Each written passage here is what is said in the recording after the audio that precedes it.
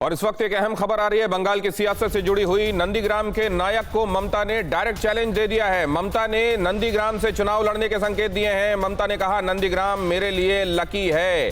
उन्होंने ये भी कहा कि मैं खुद नंदीग्राम से खड़ी हो सकती हूं और Bharatiya Janata party washing machine और वॉशिंग पाउडर है। नंदीग्राम हर समय मेरे मन में रहता है और कुछ लोग इधर उधर भाग रहे हैं। शुवेंदु के गढ़ नंदीग्राम से चुनाव लड़ सकती हैं ममता बनर्जी और यहां से चुनाव लड़ने के संकेत देकर ममता बनर्जी ने क्या बताने की कोशिश की है कि शुवेंदु अधिकारी के जाने से कोई फर्क नहीं पड़ता। नंदीग्राम वो आंदोलन जिसने ममता बनर्जी को ममता बनर्जी बनाया, वो शुवेंदु अधिकारी होते तो और नहीं होते तो वही होता जैसा हुआ। क्या ये बताने की कोशिश कर रही है ममता बनर्जी? अपने लिए नंदीग्राम को उन्होंने भाग्यशाली बताया है और ये भी कहा है कि मैं नंदीग्राम से चुनाव लड़ सकती हूं। उन्होंने कुछ और बातें साथ में जोड़ी हैं, मसलन मैं अपने जिंदा रहते बंगाल को बेचने नहीं दूंगी। अब इससे उनका क्या तात्पर्य है, क्यों कह रही हैं ऐसा, वो जाने। भारतीय जनता पार्टी में जाने के बाद काले दाग सफेद हो जाते हैं, ये इशारा तो सीधे शुवेंदु की तरफ है, जहां उनको पैसे लेते हुए दिखाया गया था और फिर बाद में वो वीडियो हटा दिया गया था जैसे ही वो भारतीय जनता पार्टी में गए थे। हालांकि भारतीय जनता पार्टी इस बारे में ये कहती है कि अगर शुवेंदु खराब थे तो वो तृणमूल कांग्रेस उनको अपनाए हुए क्यों थी जब वो वीडियो वहां रखा गया था। बहरहाल नंदीग्राम के जो एक तरीके से नायक समझे जाते हैं, उस पूरे आंदोलन के अगवा समझे जाते हैं, जिन्होंने इस पूरे आंदोलन की रूपरेखा तैयार की, वो शुवेंदु अधिकारी उनका गढ़ नंदीग्राम में जाकर पहुंचकर ये कह रही हैं ममता बनर्जी कि मैं यहां से चुनाव लड़ सकती हूं, मेरे लिए ये जगह भाग्यशाली है और नंदीग्राम आंदोलन पर किसी का ज्ञान मुझे नहीं चाहिए। मतलब ये कि जो कुछ भी तब हुआ, ममता बनर्जी ये समझती हैं कि वो अगर शुवेंदु नहीं भी होते तो वैसा ही होता जैसा कि तब हुआ। और ये भी कहा जा रहा है ममता बनर्जी की तरफ से कि Bharatiya Janata party fake video फैला रही है। यहां इन तस्वीरों में आपको ममता बनर्जी नंदीग्राम में लोगों को संबोधित करती हुई नजर आ रही हैं। अभिषेक उपाध्याय हमारे संवाददाता वहां से आप तक और ज्यादा जानकारी पहुंचा रहे हैं। अभिषेक, ये हाइलाइट्स तो हमने लोगों को बता दी, आपको वहां भीड़ कितनी नजर आ रही है तृणमूल कांग्रेस के कार्यक्रम में? देखिए, टीएमसी के कार्यक्रम में लोग काफी आए हुए हैं और अब उसमें अभी जब खत्म होगा तो समझ में आएगा कि शुवेंदु अधिकारी की जो भीड़ थी उसको मैच कर पाए कि नहीं। 8 जनवरी को शुवेंदु अधिकारी ने यहाँ पर रैली की थी, उसमें 1 लाख से ऊपर ज्यादा के लोगों के आने की का अनुमान लगाया गया, जो लोग आए थे। अभी ये तय करना है कि आखिरकार कितना ज्यादा लोग वहां पर आ सकते हैं और ममता बनर्जी नंदीग्राम में कितना से इंटरेस्ट ले रही है। जिस तरह से वो इलेक्शन लड़ने के बाद वहां से इलेक्शन लड़ने की बात जो सामने आ रही है, ये सब चीजें अपने आप में बताती है कि नंदीग्राम और शुवेंदु अधिकारी कितना ज्यादा महत्वपूर्ण हो चुके हैं। और ममता इन चीजों को लेकर साख का सवाल बना लेती हैं और ईंट का जवाब पत्थर से देने की कोशिश करती हैं। ये बाउल गायक के मामले में भी हमने देखा और अब नंदीग्राम के मामले में भी देख रहे हैं। श्रीनिवास हमारे संवाददाता ऐन वहां मौजूद हैं जहां पर ममता बनर्जी इस वक्त ये बातें कह रही हैं। किन बातों को आप हाईलाइट करते हैं? ये बातें तो हमने बता दी कि वो ये कह रही हैं कि हमको नंदीग्राम पर किसी का ज्ञान नहीं चाहिए, मैं नंदीग्राम को भाग्यशाली समझती हूँ, यहाँ से लड़ सकती हूँ चुनाव, ये इशारा उन्होंने कर दिया। साथ में ये भी कह दिया Bharatiya Janata party washing machine और वॉशिंग पाउडर है। इसके अलावा और क्या अहम कहा है श्रीनिवास? हाँ, देखिए, ममता बनर्जी ने अपने भाषण में जो 2-3 अहम बातें आज कही। सबसे पहले ममता बनर्जी के पहले तृणमूल कांग्रेस के राज्यसभा सांसद मानस भुइयां आए और उन्होंने कहा कि बेटा जब बड़ा होकर माँ की तरफ उंगली उठाता है तो बेटा जो है वो कुपात्र होता है, माता कुमाता नहीं होती। तो पहले ही भूमिका बना दी गई थी और जब ममता बनर्जी आई तो उन्होंने 2-3 अहम बातें की। जो सबसे बड़ा प्रहार आज उन्होंने किया वो तो आपने बताया ही कि अब ममता बनर्जी भवानीपुर के साथ साथ नंदीग्राम से भी चुनाव लड़ेगी। उन्होंने बार बार अपने भाषण में ये कहा कि बंगाल में बीजेपी को लेने नहीं दूंगी, बंगाल में बीजेपी को बेचने नहीं दूंगी और यहाँ तक कहा कि ये जो तमाम चीजें बीजेपी की तरफ से बोली जा रही हैं ये सिर्फ हवा हवाई है। मैंने 211 सीटें जीती थी, उससे और भी अधिक सीटें जीतूंगी। और एक बात उन्होंने ममता बनर्जी ने शुवेंदु पे निशाना साधते हुए कहा कि जब 2007 का आंदोलन हुआ था उस वक्त भी मैं अकेले नंदीग्राम पहुंची थी, मेरी गाड़ियों पे गोली और बम चलाए गए थे, उस वक्त भी मेरे साथ कोई नहीं था। और आज भी नंदीग्राम में जिन्हें ये लगता है कि मैं यहाँ नंदीग्राम में जो हूँ मैं ही हूँ, तो आज भी मुझे ऐसे लोगों की जरूरत नहीं है, तो कह सकते हैं कि शुभेंदु पे बहुत तगड़ा प्रहार आज यहाँ नंदीग्राम में मंच पे ममता बनर्जी ने किया है। और जो सबसे बड़ी चाल आज यहाँ से ममता बनर्जी ने तुरुप का पत्ता फेंका है, ये कहते हुए कि नंदीग्राम से मैं विधानसभा का चुनाव लड़ूंगी। नंदीग्राम से मैं विधानसभा का चुनाव लड़ूंगी। अब ये उन्होंने एक तरीके से ये ओपन एंडेड छोड़ दिया है कि मैं लड़ सकती हूं, या उन्होंने ऐलान कर दिया कि वो यहां से लड़ेंगी और यहीं से पर्चा भरेंगी? दिनेश, मैं आपको बताऊं कि मंच पे तृणमूल कांग्रेस के राज्य के अध्यक्ष, पार्टी अध्यक्ष भी खड़े थे।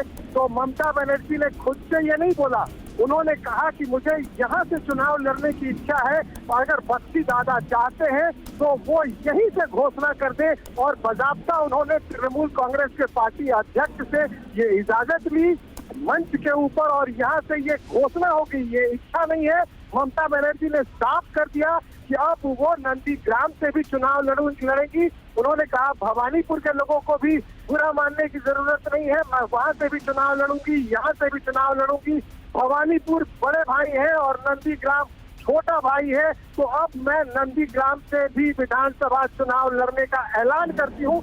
यानी कि यहाँ से तृणमूल कांग्रेस की लिस्ट जारी शुरू हो गई है और लिस्ट में पहला नाम आया है ममता बनर्जी का, जो नंदीग्राम और भवानीपुर से दोनों जगह से तृणमूल कांग्रेस की उम्मीदवार होंगी।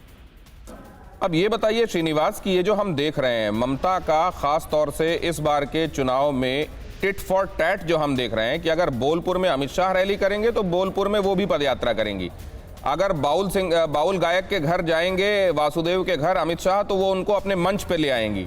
अगर शुभेंदु नंदीग्राम के इंजीनियर माने जाते हैं तो वो नंदीग्राम में जाकर चुनाव लड़ने का ऐलान कर देंगी।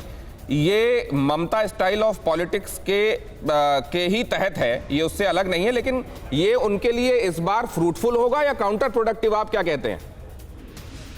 देखिए दिनेश, अगर मैं बताऊं, जहां तक आज जो ममता ने तुरुप का पत्ता फेंका है नंदीग्राम से चुनाव लड़ने का, तो ये जो पूर्वी मेदिनीपुर का इलाका है, इसे माना जाता है शुभेंदु का गृह क्षेत्र माना जाता है, उनके दबदबे वाला क्षेत्र माना जाता है। लेकिन यहाँ से खुद को ममता ने उम्मीदवार घोषित करके कहीं ना कहीं शुभेंदु के गृह क्षेत्र में उनको कमजोर करने की कोशिश की। और आप कह सकते हैं कि इससे प्रभाव तो पड़ेगा, नंदीग्राम में प्रभाव पड़ेगा। और जो आपने कहा अमित शाह जहाँ जाते हैं वहाँ ममता जाती है, जहाँ शुभेंदु जाते हैं वहाँ ममता जाती है, तो ये तो एक राजनीति का एक पहलू है। लेकिन आज जो ये बात हुई है, इस ऐलान को बहुत हल्के में नहीं लेना चाहिए कि कहीं ना कहीं शुभेंदु की शक्ति में ये टेंट करने की कोशिश की गई है। और पहले भी मुझसे बात करते हुए ममता के मंत्री ने, जब ममता स्टेज पे नहीं आई थी, उस वक्त मैंने ममता के water resources minister Somen Mahapatra से बात की थी, तो उनका भी यही कहना था कि कोई फर्क नहीं पड़ता, शुभेंदु आए जाए कोई भी, इससे हमें कोई फर्क नहीं पड़ता। और ममता ने भी कहा, याद दिलाया 2007 की बात याद दिलाई कि मैं यहाँ कैसे छुपते छुपाते गोली और बमों के बीच आई थी और उस वक्त भी मेरे साथ कोई नहीं था। ये कोई नहीं था का इशारा सीधा शुभेंदु की तरफ था। और उन्होंने आज फिर कहा कि आज भी मैं अकेले नंदीग्राम में काफी हूँ, मुझे किसी नंदीग्राम में किसी दादा की जरूरत नहीं है। तो इन्होंने एक तरह से आप कहें तो अपना फोकस यहाँ पे शुभेंदु के ऊपर रखा और पूरी बातों में उन्होंने अगर नाम नहीं लिया, लेकिन सीधे अगर ममता हो या ममता के सांसद हो या ममता के मंत्री हो, वो अपनी बातों में ममता शुभेंदु पे ही निशाना साधते रहे। तो आप कह सकते हैं कि आज का जो ये तुरुप का पत्ता है ममता की तरफ से जो है, ये कहीं ना कहीं एक बार फिर से बंगाल की सियासत के समीकरण को कहीं ना कहीं, जिस समीकरण को हम देख रहे थे सीधी आंखों से, उस समीकरण में कहीं ना कहीं एक मोड़ आया है। अब ये देखना होता है कि आखिर पूर्वी मेदिनीपुर, जिसको शुभेंदु का गढ़ माना जाता है, अब ममता के ऐलान के बाद क्या शुभेंदु इससे आगे निकल पाएंगे या फिर वो एक बार ममता के इस दाव में फंसते हुए नजर आएंगे। हालांकि अभी ये बहुत जल्दी होगी इसके बारे में कुछ भी कहना, लेकिन ये मानना पड़ेगा कि आज शुभेंदु के गढ़ में आके ममता ने शुभेंदु पे बहुत बड़ा वार किया है। अब दो बातें मुझे और बताइए। पहला तो ये बताइए कि क्या आपको वहाँ किसी तरह का संघर्ष, तो क्योंकि हम अक्सर ये देखते हैं वहाँ कार्यकर्ता आपस में भिड़ जाते हैं और वो यहाँ तक कि वो रक्त रंजित भी हो जाती है झड़प, इस बार तो ऐसा कुछ नहीं दिखाई दिया। शुभेंदु समर्थक वर्सेस टीएमसी तो नहीं दिखाई दिया। ये सब कुछ स्मूथली हो रहा है क्या, और लॉ एंड ऑर्डर आपको अपना काम करता हुआ दिखाई दे रहा है क्या? देखिए, मैं आपको एक बात बताऊं कि कलकत्ता से ये जहाँ पे ये सभा हो रही है नंदीग्राम का, ये पे खाली एरिया है। यहाँ पे खेतों के बीच मंच बनाया गया था, कोई मैदान नहीं है, धान कट चुके हैं और करीब करीब 83 किलोमीटर की दूरी है कलकत्ता से यहाँ तक। पूरे रास्ते में सुरक्षा चाक चौबंद थी। आप ये नहीं कह सकते कि बहुत एक्स्ट्रा सुरक्षा लगाई गई थी, लेकिन हाँ, सुरक्षा कर्मी हर जगह दिखाई दे रहे थे। और जो आपने कहा कि ये रक्त रंजित इतिहास वाली बात है, ये तब देखा जाता है जब रैलियों के बाद समर्थक लौटते हैं। रैली अभी तुरंत खत्म हुई है और ममता का हेलीकॉप्टर हमारे आंखों के सामने ही है, क्योंकि यहाँ पे जैमर लगा हुआ है, इसलिए हम ये तस्वीरें हम आपको अभी नहीं दिखा पा रहे। लेकिन बस अभी अभी यहाँ से ममता रवाना हुई है और यहाँ से अब समर्थकों का निकलने का सिलसिला जारी होगा। सबसे बड़ी मुश्किल तभी आती है जब रैलियों के बाद समर्थक लौटते हैं और उन इलाकों से लौटते हैं जहां पे विपक्षियों का गढ़ होता है, वहां नारेबाजी होती है और आखिरकार जाके वहां पे वायलेंस होती है। तो अभी तो ये रैली खत्म हुई है, हमें इंतजार करना पड़ेगा, क्योंकि रैली जब तक रैली होती रहती है तो अमूमन ये देखा है कि रैली के अंदर इस तरह की चीजें नहीं होती हैं। आने वाले कुछ लोगों पे ये देखा गया है कि रैली में भाग लेने वाले लोगों को रोकने की कोशिश की जाती है, हमला किया जाता है, लेकिन आज अभी तक ऐसी कोई खबर नहीं आई है। लेकिन अब यहाँ से समर्थक निकल रहे हैं, कितने उत्साह में निकलेंगे, किस तरह की घटनाएं हो सकती हैं, तो हमें इसे इनकार नहीं करना चाहिए, क्योंकि बंगाल बहुत ही सेंसिटिव इलाका है और खास करके राजनीतिक रूप से बात की जाए तो राजनीतिक रूप से बहुत ही सेंसिटिव है। एक बात और बताइए श्रीनिवास, क्या आपको ये लगता है कि ये मुमकिन है, ये जो स्ट्रैटेजी बनाई गई है, खासतौर से कहा यह जाता है कि चुनाव के पहले साइकोलॉजिकली आप चुनाव लड़ते हैं, आप अपने विरोधियों को एक तरीके के मनोवैज्ञानिक युद्ध में हराते हैं। अब यहाँ ये दिखाना कि हम 200 से ज़्यादा सीटें जीतेंगे अगर भारतीय जनता पार्टी की तरफ से है, तो ममता बनर्जी की तरफ से ये दिखाने की कोशिश कि किसी टूट फूट से कोई फर्क नहीं पड़ता, किसी के आने जाने से कोई फर्क नहीं पड़ता और मैं पूरी मजबूती के साथ खड़ी हूँ। क्या ये उसी की निशानी है, ये आज यहाँ से ऐलान करना कि मैं यहाँ से चुनाव लड़ूंगी? और क्या ये पीके की स्ट्रैटेजी हो सकती है? देखिए दिनेश, मैं एक बात बताऊं, मनोवैज्ञानिक दबाव का खेल तो चाहे वो राजनीति हो या क्रिकेट हो, दोनों में खेला जाता है। खास करके ऑस्ट्रेलियन टीम जब भारत के खिलाफ खेलती है और भारत की राजनीति में भी कुछ यही हाल है। और मैं जहां तक बात बताऊं, आज ममता ने अपने मंच से बोला, कुछ चुनावी सर्वे आए जिसमें कि बीजेपी को आगे बढ़ाया गया, तो ममता ने आज अपने भाषण में उन तमाम मीडिया हाउसेज या अखबार के लोगों पे हमला करते हुए कहा कि इनके मालिकों को सैकड़ों करोड़ रुपए दिए गए। इस तरह से एक तरह से मीडिया पे भी उन्होंने आक्षेप लगाया और ये कहा कि जिस तरह की सीटें वो बीजेपी को नहीं दिखा रही हैं, बेसिकली वो सिर्फ टीएमसी की जगह बीजेपी लिख दे रहे हैं, उतनी और उससे ज्यादा सीट टीएमसी को आएगी। तो उन्होंने मीडिया श्रीनिवास, आपके पास मैं लौटता हूँ। ममता बनर्जी ने क्या कहा है जरा वो सुन लें, उसके बाद आपसे बात करते हैं। अड़ी सोमवार से शुक्रवार शाम 6 बजे सिर्फ TV9 भारतवर्ष पर।